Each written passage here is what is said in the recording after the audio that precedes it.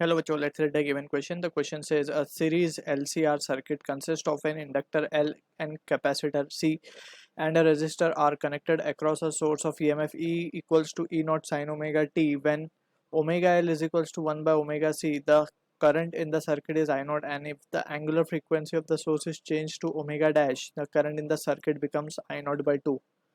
Then the value of omega dash L minus 1 upon omega dash C is option 1 R, option 2 root 3 R, option 3 root 15 R, option 4 0. So to understand the question we need to understand about the basics of LCR circuit. So जब हम बात करते हैं LCR circuit की, so let's say we have a resistance connected to inductor connected to capacitor, and all the three are in series, and in this situation they are connected across alternating source, right, of EMF. इसकी value हमें given है E equals to E naught sin omega t.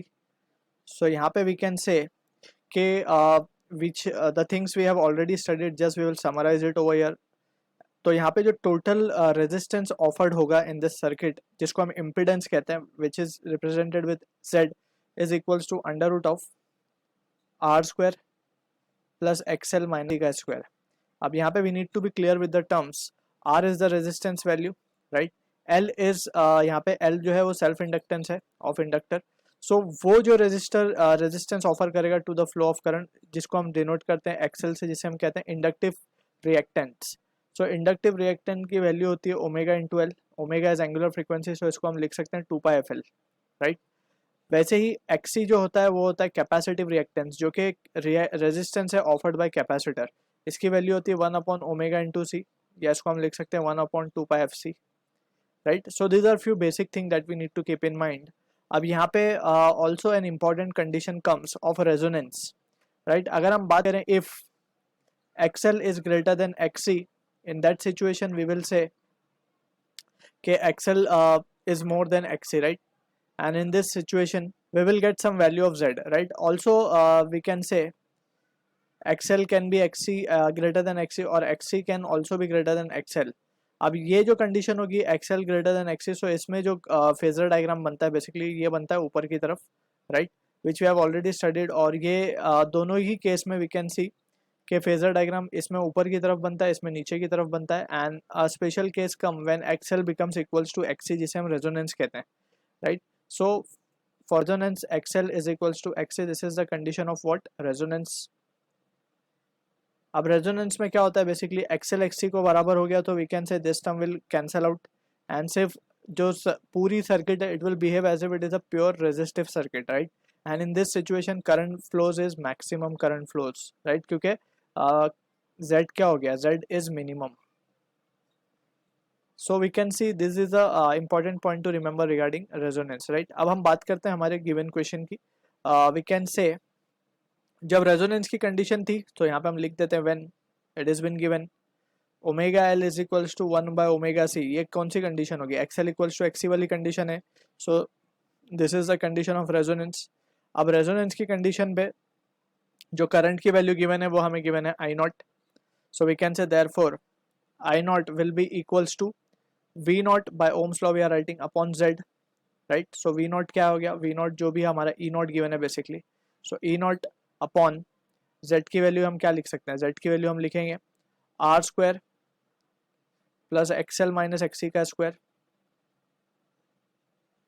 अब यहाँ पे जो greater होगा वो पहले लिखा जाएगा, XL या फिर XC, राइट. अभी फिलहाल हमें कुछ पता नहीं है तो जस्ट वी आर राइटिंग. और एनीवेज जो भी हम होगा उसका वैल्यू स्क्वायर करके तो हमेशा पॉजिटिव ही मिलने वाला है, ठीक है. But we need to be careful. If XL is greater so we will put XL over here, and if XC is greater we will put XC over here, ठीक है. पहला हम XC लिखेंगे फिर बाद में छोटा वाला term. So in this situation we can say, अब यहाँ पे ये दोनों टर्म तो गायब हो जाएंगे, तो हमारे पास जस्ट रिजल्ट क्या आएगा, E नॉट अपॉन R बचेगा जस्ट. तो इसको हम कह देते हैं ये हमारा एक्सप्रेशन नंबर लेट्स से 1 है. अब सेकंड केस की बात कर लेते हैं. सेकंड केस में हमें क्या गिवन है, सेकंड केस में अगर हम केयरफुली एनालाइज करें तो व्हेन हमें बोला जा रहा है कि if angular frequency of the source is changed to omega dash, omega dash हो गया, so the current in the circuit becomes I naught by 2. So we can say again by ohm's law we can say I naught by 2 will be equals to E naught, क्योंकि voltage source तो same है, upon Z. अब z पूरी लिखी जाएगी, that is R square plus, अब यहाँ पे हमें लिखना होगा क्योंकि ओमेगा चेंज हुआ है तो x की वैल्यू भी चेंज हुई होगी, so XL dash minus of XC dash, अब इसका स्क्वायर। अब यहाँ पे हम देख सकते हैं क्योंकि हमें क्वेश्चन में एक्सएल माइनस एक्सी का मॉड ही पूछा गया है, राइट, और एनीवेज हमसे मॉड ही पूछा गया, so we are just taking XL dash minus XC dash and let's say ये हमारा एक्सप्रेशन नंबर है 2।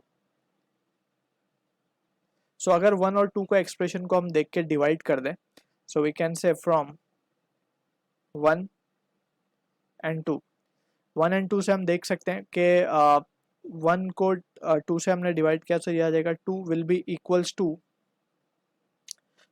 ई नॉट तो कैंसिल ही हो जाएगा, राइट। सो ये रिजल्ट हमारे पास आएगा under root of R square plus XL dash minus of XC dash का square divided by R. So अब क्रॉस मल्टीप्लाई करके स्क्वायर कर देंगे both side, so it will become 4r square and that will be equals to R square plus, इसको हम क्या लिख सकते हैं, XL dash basically omega dash L ही होगा, minus of 1 upon omega dash C का स्क्वायर।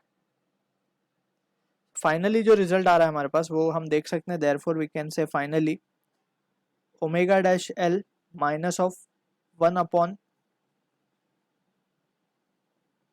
ओमेगा डैश सी